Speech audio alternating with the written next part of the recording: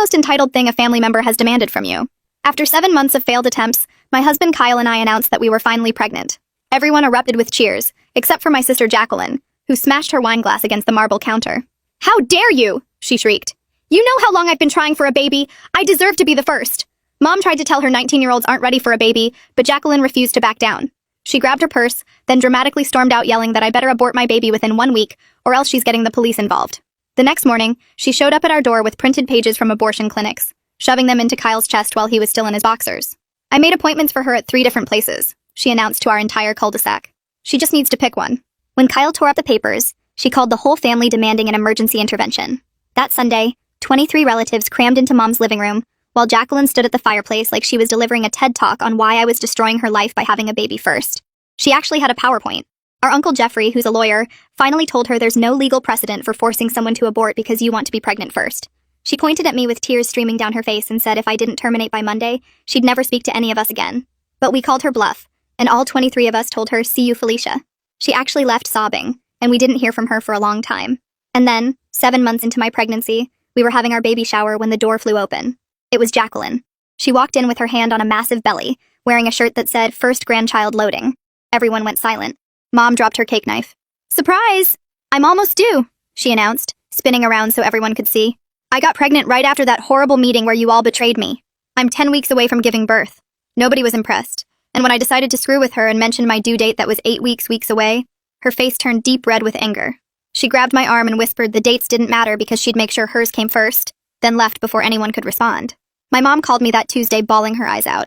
She'd found out from Jacqueline's roommate that Jacqueline had been taking black market labor induction substances she'd bought from some website in Romania, risking her baby's life to deliver before me. Now, Jacqueline was in the ICU, but not because of the substances. Turns out, Jacqueline had found some girl on Craigslist whose mother used to be a midwife in the Philippines, and paid this girl to perform a C-section in her living room. The girl kept refusing, saying Jacqueline was only 31 weeks. But my sister threatened to do it herself with kitchen knives if she didn't help. They used box cutters sterilized with vodka. Jacqueline lost so much blood that her neighbor saw it seeping under the apartment door.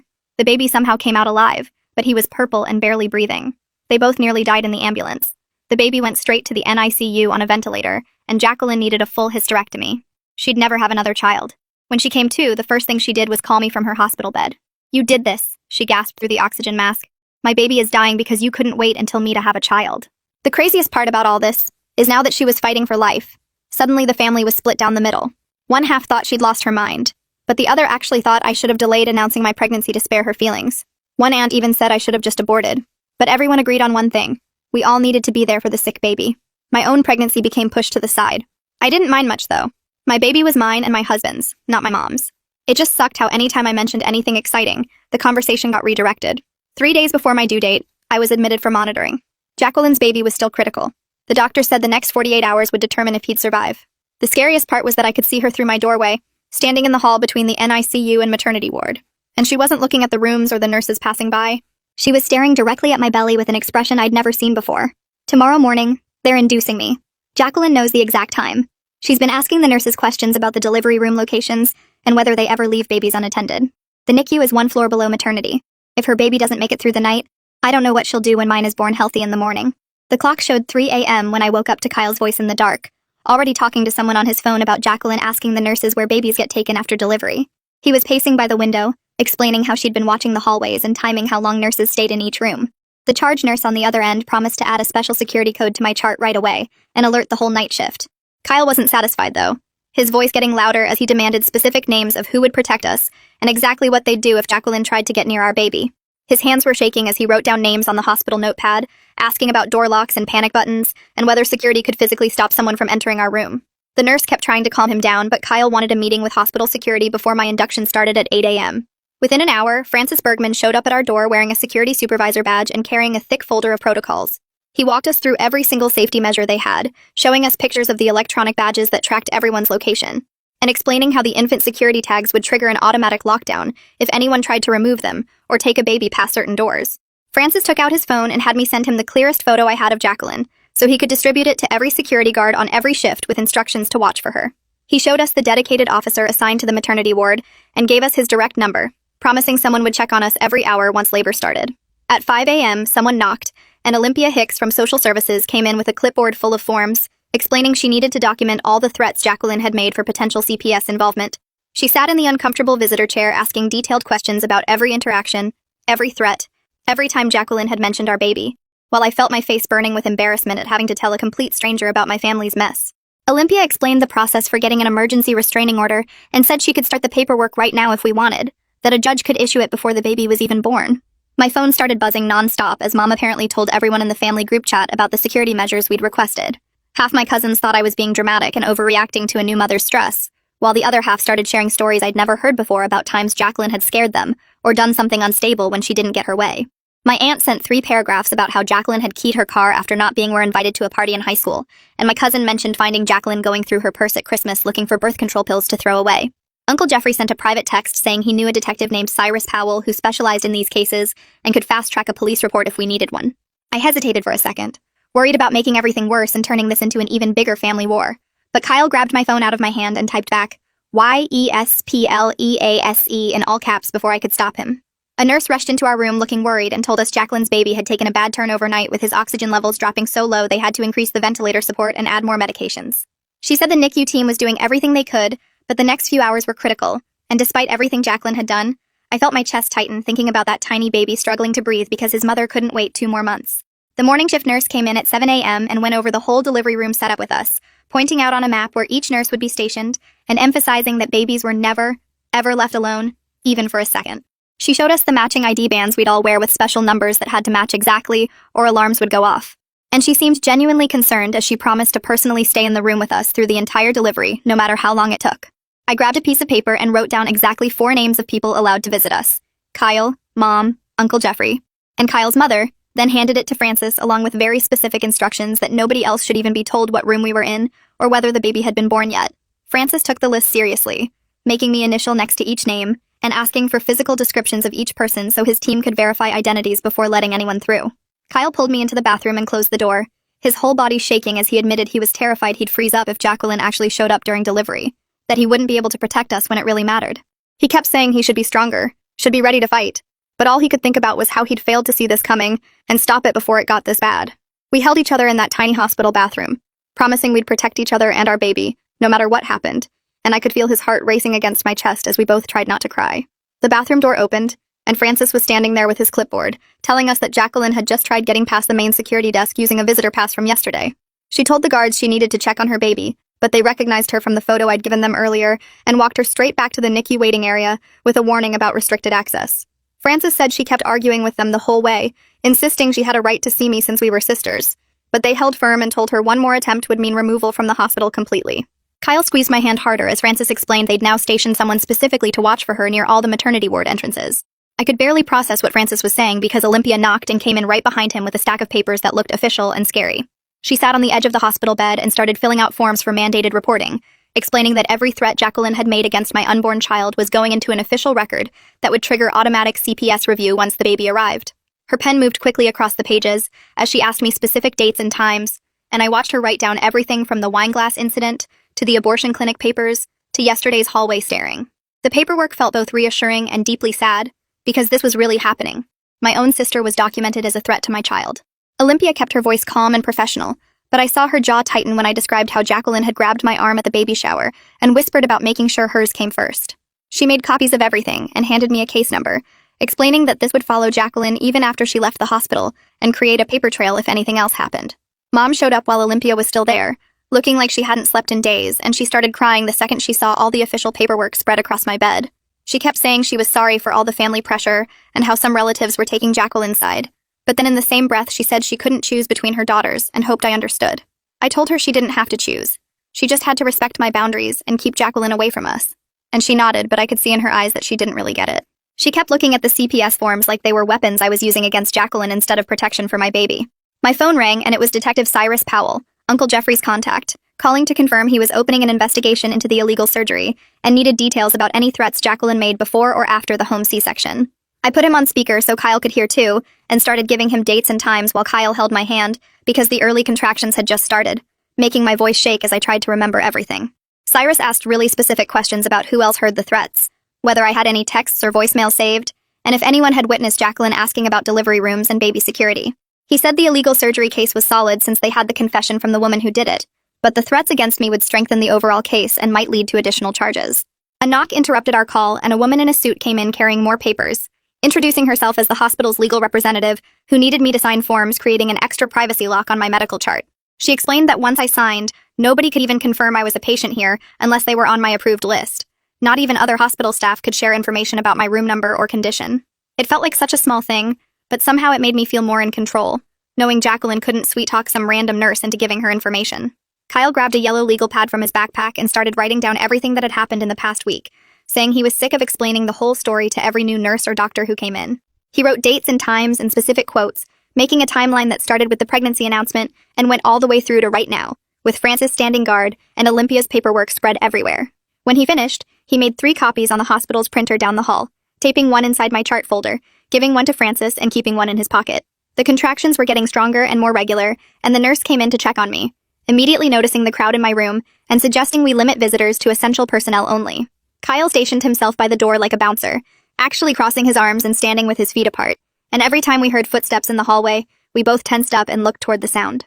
Francis had to physically intercept Kyle's cousin Jefferson, who showed up with his phone out, trying to FaceTime the delivery to share the joy with the whole family, including poor Jacqueline, as he put it.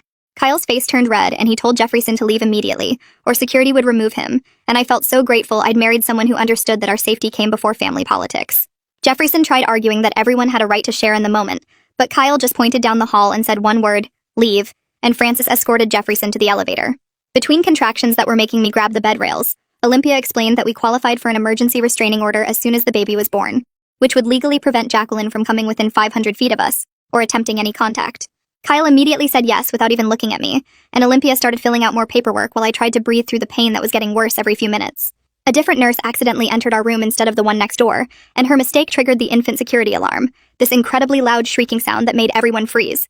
The whole floor would go into lockdown within seconds if that alarm went off for real, she explained after apologizing, and showed us how the doors would automatically lock and security would flood the unit. After my initial panic at the sudden noise, I actually felt reassured knowing they took baby safety this seriously, and that even an accidental breach would cause such an immediate response. My phone buzzed with a text from Mom saying Jacqueline was down in the NICU asking nurses about their break schedules and when they switch shifts and whether babies are ever alone during those times. The next contraction hit so hard I couldn't even respond to the message, just gripped the bed rail while Kyle read it out loud and his face went white. He stepped into the hallway and I heard him talking to someone. Then Cyrus walked in carrying a small black notebook that he handed to Kyle. He told Kyle to write down everything with exact times and dates because we might need it as evidence later, and Kyle immediately started scribbling while I tried to breathe through another wave of pain. The contractions were coming faster now and the nurse checked me and said it was time to move to the delivery room. They wheeled me down the hall with Kyle jogging alongside still writing in that notebook, and Francis walking ahead of us checking every doorway.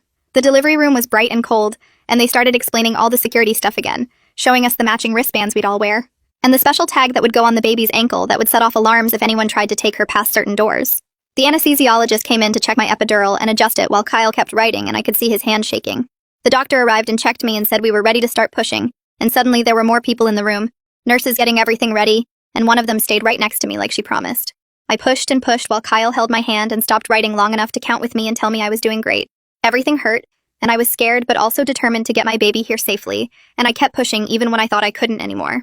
At 7:23 a.m., she came out screaming, and they put her right on my chest all wet and warm and perfect, while Kyle started crying, and the nurse immediately snapped those security bands on her tiny ankle and my wrist. For those few minutes, nothing else existed except her little face and Kyle's tears and the weight of her on my chest. They cleaned her up while she stayed on me and did all the checks they needed to do without taking her away, and Kyle took pictures with his phone while tears ran down his face. Within an hour, they moved us to a recovery room way down at the end of the hall, past all the other rooms and away from the elevators, and Francis came with us to make sure our names weren't posted anywhere. The room had no nameplate on the door, and Francis checked that the computer system showed us as private patients with restricted information. Kyle pulled the nurse aside and they worked out a code word system, where if we said pineapple, it meant to immediately take the baby to the locked nursery, no questions asked. The head nurse wrote pineapple in red marker on the shift report and showed it to every nurse coming on duty. My phone started blowing up with messages from family demanding pictures and asking why we hadn't announced anything yet, and Kyle grabbed it and typed one message to the group chat, saying we were taking private time to bond and wouldn't be sharing anything right now. The responses came flooding in with people calling us selfish and saying we were being dramatic, and one cousin said we were punishing the family for Jacqueline's mistakes. Kyle turned my phone off and put it in the drawer and said we didn't need to deal with any of that right now. Cyrus knocked and came in with his notebook and asked me to give an official statement about all the threats Jacqueline had made, but he kept it short since I was exhausted and still bleeding and trying to figure out breastfeeding. He mentioned the girl who did the surgery was questioned by police and would definitely face charges for practicing medicine without a license and endangering a child. He left after about 10 minutes, and then Dr. Sanford came by to give us an update on Jacqueline's baby. She said he was stable on the ventilator but still critical, and the next day would determine if there was brain damage from being born so early and losing oxygen during that horrible surgery. I held my healthy daughter closer and felt sick with relief that she was okay and guilty for feeling that way when my nephew was fighting for his life one floor below us. Dr. Sanford said Jacqueline was asking about us constantly, and the psychiatric team was concerned about her fixation, but she was too weak to leave her bed, so we were safe for now. Kyle's mom texted that she saw something on social media, and when Kyle checked his phone there was a post from Jacqueline saying I stole her thunder and ruined her life by refusing to wait my turn, and she'd tagged every single family member she could think of. The post had pictures of her in the hospital bed looking pale and sick with captions about how I'd forced her to take desperate measures, and now her baby might die because of my selfishness. Kyle immediately took screenshots of everything before she could delete it, and added them to the folder he'd started with all our evidence. The comments were already piling up with some family members defending her, and saying we should have been more considerate, and others telling her she needed serious help. Francis came back to tell us someone had been calling the nurses' station, pretending to be different family members, trying to get our room number, but they couldn't provide the security code, so no information was given out. 20 minutes later, a woman in a suit knocked and introduced herself as the hospital's PR person, and she was holding a folder with printouts from Facebook and local news sites. She sat down next to Kyle's mom and started explaining how someone had leaked details about the illegal surgery to Channel 7, and now reporters were calling the hospital asking for statements. She told us not to post anything online or talk to any reporters if they somehow got our phone numbers, and handed us a card with the hospital lawyer's number just in case. Kyle took photos of everything she showed us, including a Facebook post from someone claiming to be a nurse here, talking about the crazy sister who did her own C-section. The PR lady left after making us promise 3 times that we wouldn't engage with any posts or comments about the situation. Olympia knocked about an hour later carrying a thick folder and looking more serious than I'd seen her before. She pulled a chair close to my bed and explained that CPS had to open an investigation because of how Jacqueline's baby was born, and they needed statements from everyone who knew about her threats. She kept saying we weren't being investigated and we were just witnesses, but she needed to know every single thing Jacqueline had said about taking my baby or hurting herself. I told her about the intervention and the PowerPoint, and how she'd grabbed my arm at the baby shower while Kyle added details I'd forgotten, like the exact words she used. Olympia wrote everything down in her notebook and asked if we had any texts or voicemails from Jacqueline, which Kyle immediately pulled up on his phone. She took pictures of everything, including the screenshots from social media, and said this would help protect both babies from any future incidents. After she left, Kyle went to talk to the nurses about visitor protocols, and came back looking upset. He'd found out someone had called 7 times in the past 2 hours, claiming to be his mother trying to get our room number, but they kept failing the security question we'd set up. His actual mother was sitting right there next to me the whole time holding our daughter, and she looked just as worried as we were. The charge nurse came in right behind him, and said they were changing everything immediately, and Francis would handle it personally. Within an hour, Francis was back with a whole new system, including visitor badges that needed photo ID, and matching wristbands that changed color every day. He showed us the new list where he'd personally verify every single visitor and assign someone to walk them to our room instead of letting them wander the halls. He also moved us to a different room at the very end of the hallway with only one way in and cameras covering the whole corridor. Kyle's mom helped us pack everything while the baby slept in her bassinet, and we settled into the new space that felt more like a bunker than a hospital room.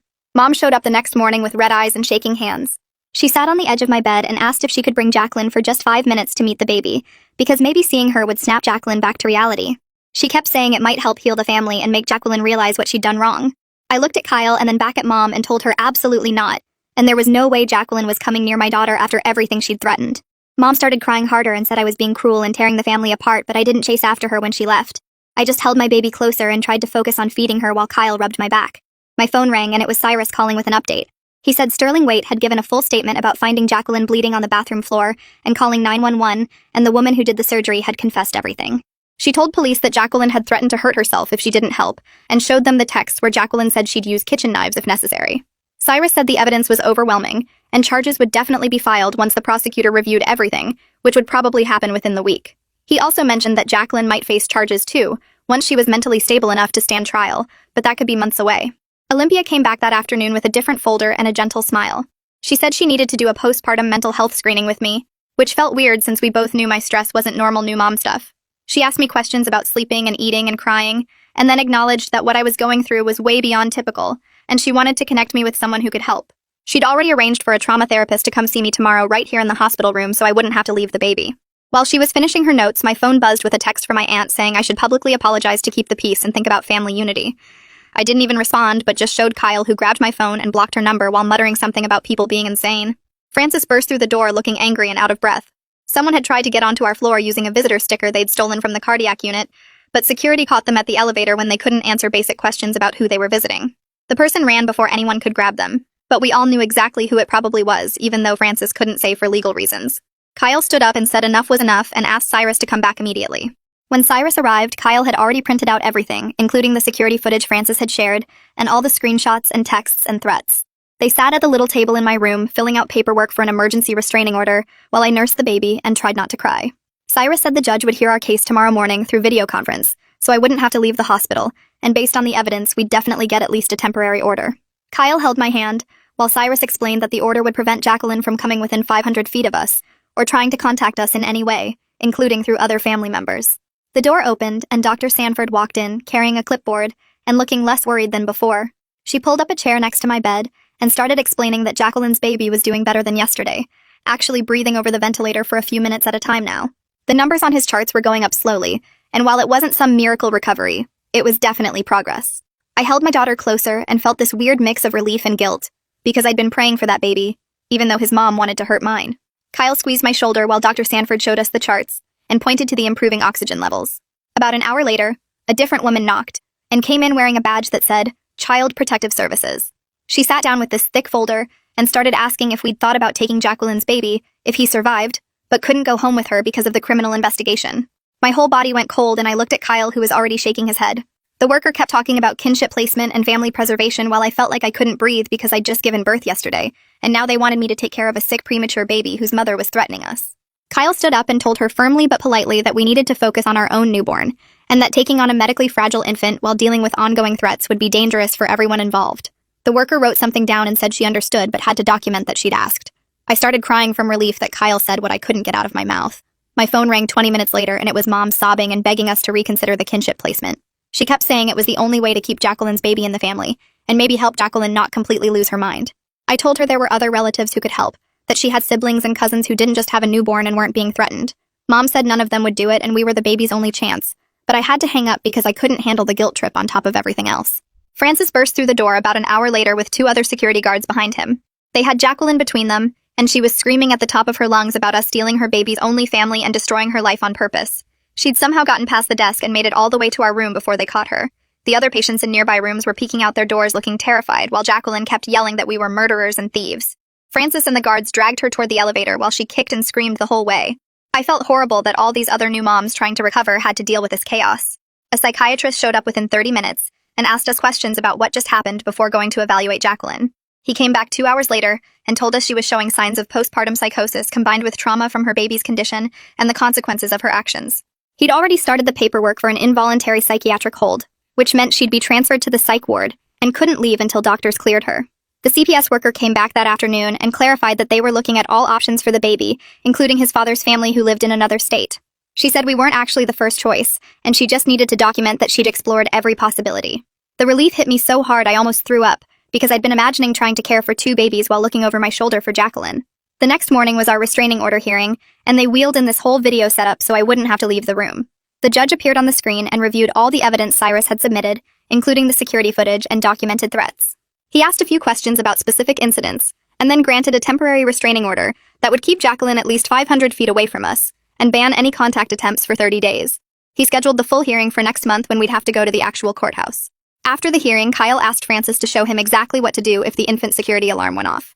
They spent an hour going through the whole drill with Francis showing him the secure areas and emergency procedures.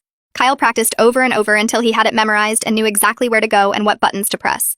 Watching him take it so seriously and work so hard to protect us made me love him even more than I already did. That afternoon, I sat with my phone and recorded everything that had happened from the very beginning. I talked for almost 2 hours going through every threat and incident with specific dates and times and details.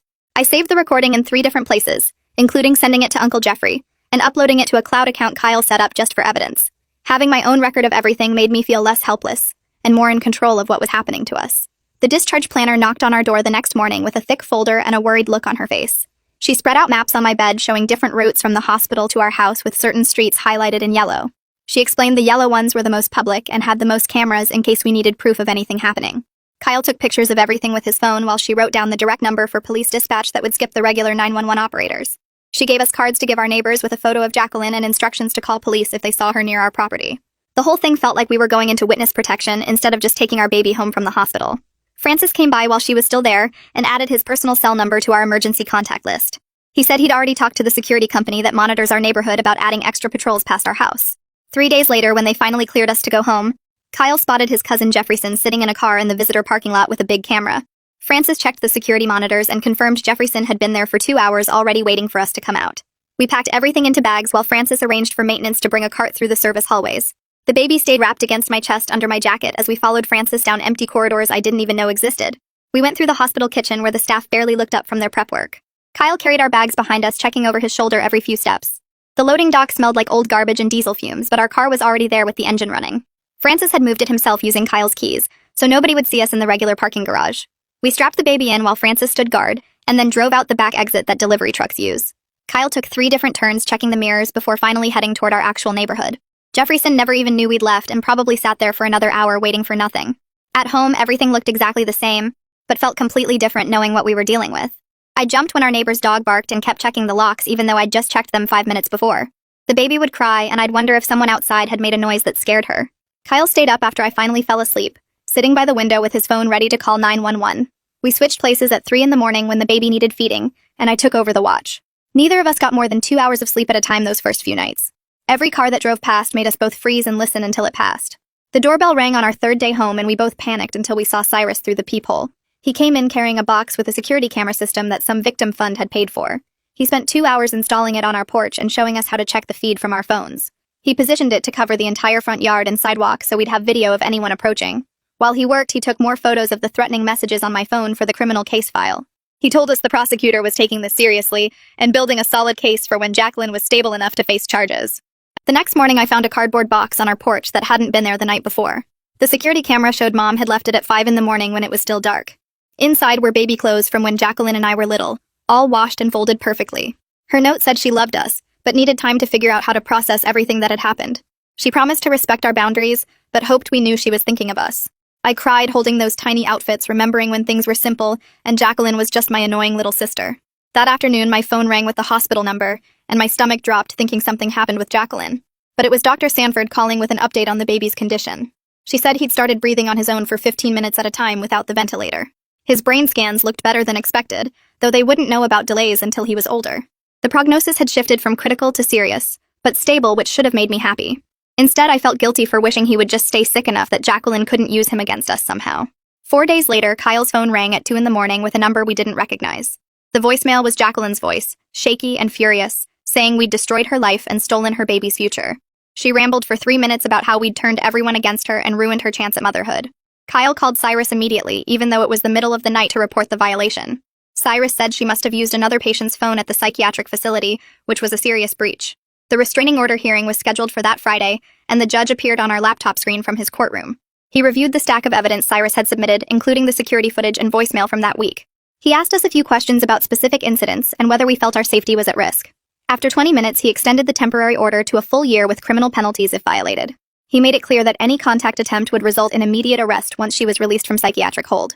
The relief hit me so hard I started shaking, and Kyle had to finish answering the judge's final questions. 2 weeks later, Olympia called to tell us they'd found placement for Jacqueline's baby with his father's parents in Oregon. The grandparents were stable, financially secure, and had no criminal history or concerning behaviors.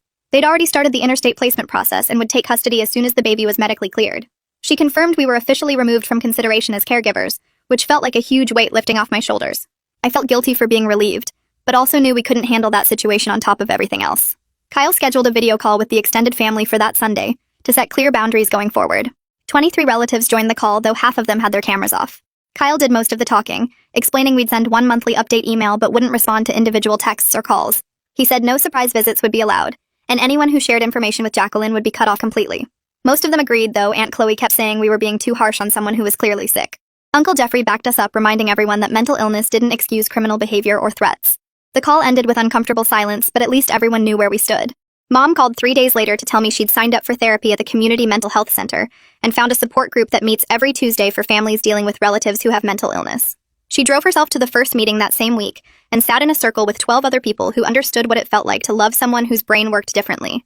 The therapist gave her worksheets about setting boundaries and recognizing enabling behaviors, which she actually filled out instead of shoving them in a drawer. She started keeping a journal where she wrote down all the times she'd made excuses for Jacqueline's behavior over the years, pages and pages of incidents she'd brushed off as teenage drama or sibling rivalry. The support group leader explained how mental illness can escalate without treatment, and Mom finally stopped blaming herself for not being able to fix everything with enough love and patience. Cyrus called that Friday while I was trying to figure out the breast pump. His voice matter-of-fact as he explained the unlicensed surgeon had taken a plea deal for practicing medicine without a license and child endangerment.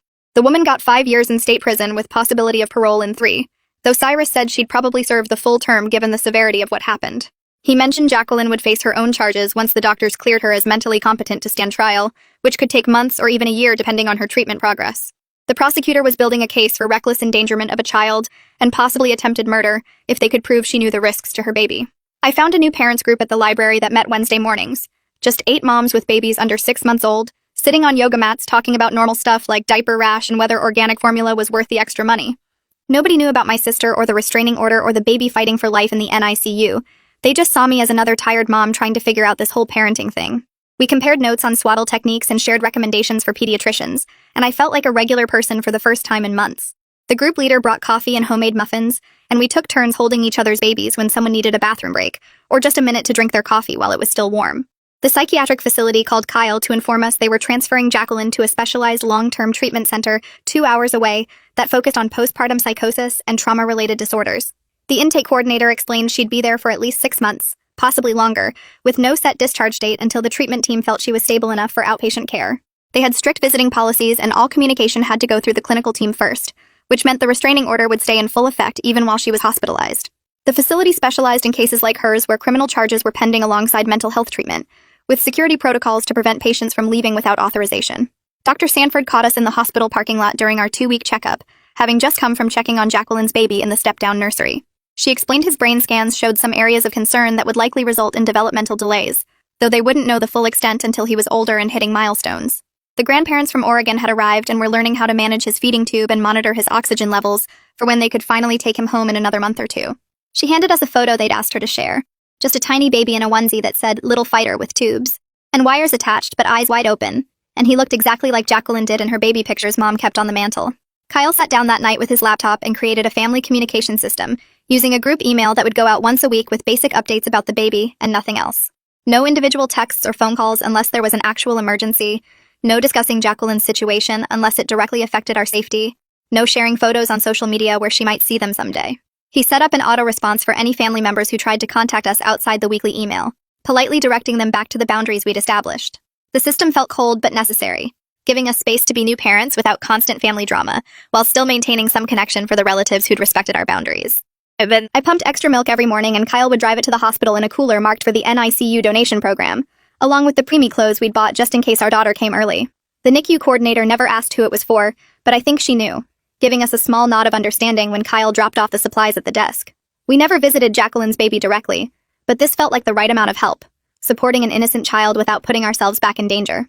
During a 2 a.m. feeding when the house was completely quiet except for the white noise machine, I held my daughter against my chest and felt her tiny heartbeat while she drank. The family drama wasn't fixed and probably never would be completely, but we'd built walls around our little family that felt strong enough to protect her from the chaos. My phone sat silent on the nightstand, no angry texts or guilt-trip voicemails, just peaceful darkness and the soft sounds of my baby breathing. That's a wrap for now. Thanks for just hanging out and exploring all these little details with me. Until next time, subscribe for more content like this.